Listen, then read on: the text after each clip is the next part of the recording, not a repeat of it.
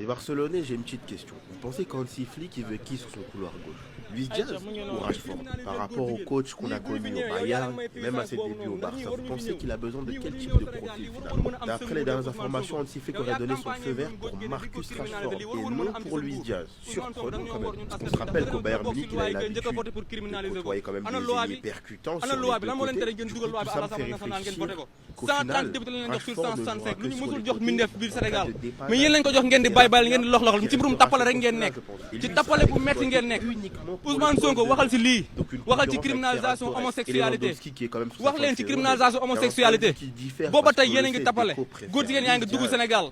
ngeen ne Macky Sall dafa bëgg a légaliser góor jigéen dem ci kilifa diine yi boole dem ci kilifa aada yi boole rassembler fi ay association naaféq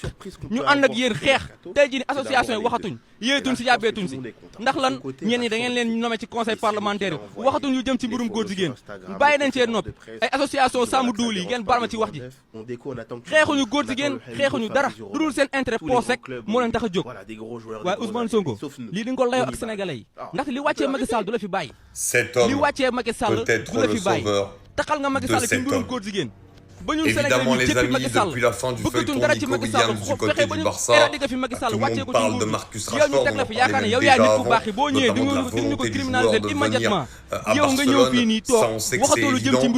Mais moi, honnêtement, Marcus Rashford au Barça, je trouve que c'est une super chose. Parce que c'est la première fois qu'on verrait Marcus Rashford dans une équipe aussi dominante qui est le Barça de Flick sur la saison dernière notamment.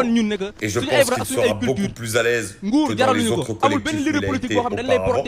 Et en plus, avec Hansi Flick, l'exigence, il va bosser parce que sinon il ne jouera pas. Et un Marcus Rashford qui est appliqué dans les séances d'entraînement, qui travaille sa condition physique,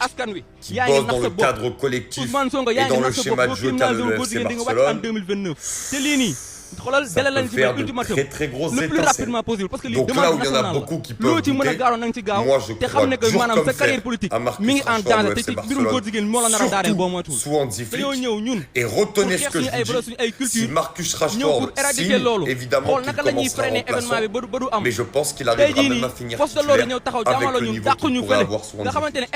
Flick. réunion bi am na ndax bi Marius Sagna yëgal na ko état bi xamal na leen ne réunion am na xool leen lu leen di fexe ba freiner réunion boobu mu bañ a am donc kon gouvernement bi ils sont au courant que ne lii am na waaye terewul dañu bàyyi agenda bi déroulé dañu bàyyi réunion bi déroulé ba pare ñu leen ay forces de l'ordre ay gendarmes muy équipé taxaw pour sécuriser leen pour ñu mën a def seen réunion si jàmm ak salaam donc kon ana Ousmane Sonko ana Diomaye Faye bi ñu doon wax naan ñu bu ngeen ñu falee góor jigéen dina bokk si loi yi njëkk a voté pour criminaliser ko te ñoom bu ñu campagne woon mbirum góor jigéen ne dina bokk si loi yi njëkk a voté pour criminaliser ko du ñu mës a falu du ñu mës a am nguur donc kon dañoo utiliser sénégalais yi dañoo jouer ci suñu sensibilité pour am nguur ba te léegi nag am na lu ñu bëgg waxatuñ si yéetuñ si yàbbeetuñ si jox leen 130 députés sur 165 pour que ñu mën a voté loi bi waaye ba léegi kenn waxu ci kenn yëyu ci kenn yàbbiwu ci donc kon ñii bu ñu ñëwee nag fii Sénégal déroulé seen agenda ci nu mu leen neexee ci jàmm ak salaam ba pare suñu ay forces de l'ordre gendarmerie nationale du Sénégal protéger leen ñoom ànd si ak ñoom donc kon lépp gouvernement bi la. Lewandowski prime sur la fin de saison. En plus en concurrence avec Rashford pour cette position de 9. Ouais, j'ai l'idée. En tout cas, mes Blaugrana, ne vous fiez à rien. Mais la piste la plus sûre, c'est Rashford. Il a accepté de baisser son salaire. On a vu tous les appels de phare qu'il fait au Barça. Là, maintenant, c'est entre les mains de Deco, Laporta et Manchester United. S'il vous plaît. S'il vous plaît. On ne peut pas manger de criminalisation. C'est pas possible. Pas de criminalisation. Nico est venu toquer à porter finalement à retourner. Mais yéen lañ ko jox ngeen di bàyyi ngeen di lox ci mbirum tappale rek ngeen nekk ci tappale bu metti ngeen nekk Ousmane Sonko waxal ci lii waxal ci criminalisation homosexualité wax leen ci criminalisation homosexualité booba tey yéen a ngi tappale góor jigéen yaa ngi dugg Sénégal ngeen ne Macky Sall dafa bëgg a légaliser góor jigéen dem ci kilifa diine yi boole dem ci kilifa aada yi boole rassembler fi ay association naaféq ñu ànd ak yéen xeex tey jii ni association yi waxatuñ yéetuñ si yàbbeetuñ si ndax lan ñeen ñi da ngeen leen nommé ci conseil parlementaire yi waxatuñ ñu jëm ci mbirum góor jigéen bàyyi nañ cee noppi ay association sàmm duul yi ngeen baal ma ci wax ji d'achat obligatoire. xeexuñu góor jigéen xeexuñu dara dudul seen intérêt poosek moo leen tax a jóg waaye Ousmane Sonko lii di nga ko layoo ak sénégalais yi ndax li wàccee Macky Sall du la fi bàyyi li wàccee Macky Sall du la fi bàyyi taxal nga Macky Sall ci mbirum góor jigéen ba ñun sénégalais ñu jéppi Macky Sall bëggatuñ dara ci Macky Sall fexe ba ñu éradiquer fi Macky Sall wàccee ko ci nguur gi yow ñu teg la fi yaakaar ne yow yaay nit ku baax yi boo ñëwee di nga ñu ko criminaliser immédiatement yow nga ñëw fii nii toog waxatoo lu jëm ci mbirum góor jigéen kon Ousmane Sonko li wàccee Macky Sall du la fi bàyyi en 2029 mos dem bi ñu lay jëwee jàppal ne di nga ci jaar ndax sénégalais yaa leen jàngal gatsa gatsa sénégalais yaa leen jàngal jox ma fay la donc kon dinañ la wan ñun ne que suñu ay valeurs ak suñu ay culture nguur jaraluñu ko amul benn leader politique boo xam ne dañ lay protéger ngay bafouer suñu ay valeurs ak suñu ay culture ndax ñun suñu valeurs ak suñu ay culture moo ñu gënal bépp homme politique képp nag ku jàpp bépp homme politique bu jàpp ne dañ la fan wala da nga am mbooloo ba yëg sa bopp jàpp ne que lu la neex mën nga def si askan wi yaa ngi nax sa bopp Ousmane Sonko yaa ngi nax sa bopp boo criminalisé góor jigéen di nga wàcc en 2029 te lii nii xoolal délai lañ ci may ultimatum le plus rapidement possible parce que lii demande nationale la loo ci mën a gaaw nañ ci gaaw te xam ne que maanaam sa carrière politique mi ngi en danger te ci mbirum góor jigéen moo la nar a daaneel boo moytu dañoo ñëw ñun pour xeex suñu ay valeurs suñu ay culture ñëw pour éradiquer loolu xool naka la ñuy freiner événement bi ba du am tey jii nii force de l'ordre ñëw taxaw jaamaloo ñun dàquñu fële nga xamante ne état bi yëg na ne réunion bi am na ndax Guy Marius Sagna yëgal na ko état bi xamal na leen ne réunion am na xool leen nu ngeen di fexe ba freiner réunion boobu mu bañ a am donc kon gouvernement bi ils sont au courant que ne lii am na waaye terewul dañu bàyyi agenda bi déroulé dañu bàyyi réunion bi déroulé ba pare ñu yónnee leen ay forces de l'ordre ay gendarmes yu équipé taxaw pour sécuriser leen pour ñu mën a def seen réunion si jàmm ak salaam donc kon ana Ousmane Sonko ana Diomaye Faye bi ñu doon wax naan ñu bu ngeen ñu falee góor jigéen dina bokk si loi ñi njëkk a voté pour criminaliser ko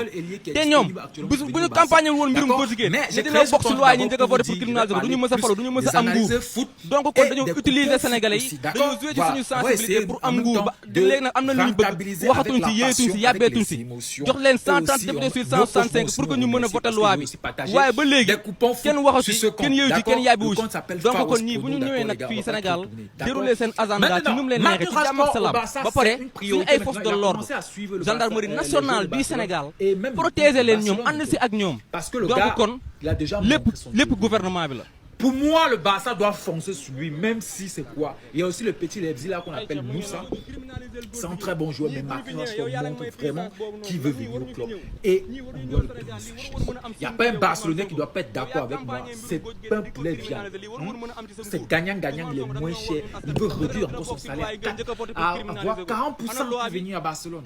Imaginez s'il touche par exemple 40 000. 130 députés lañ jox sur 165 lu ñu mësul jox mindeef biir Sénégal mais yéen lañ ko jox ngeen di bàyyi ngeen di lox ci mbirum tappale rek ngeen nekk ci tappale bu metti ngeen nekk Ousmane Sonko waxal ci lii waxal ci criminalisation homosexualité wax leen ci criminalisation homosexualité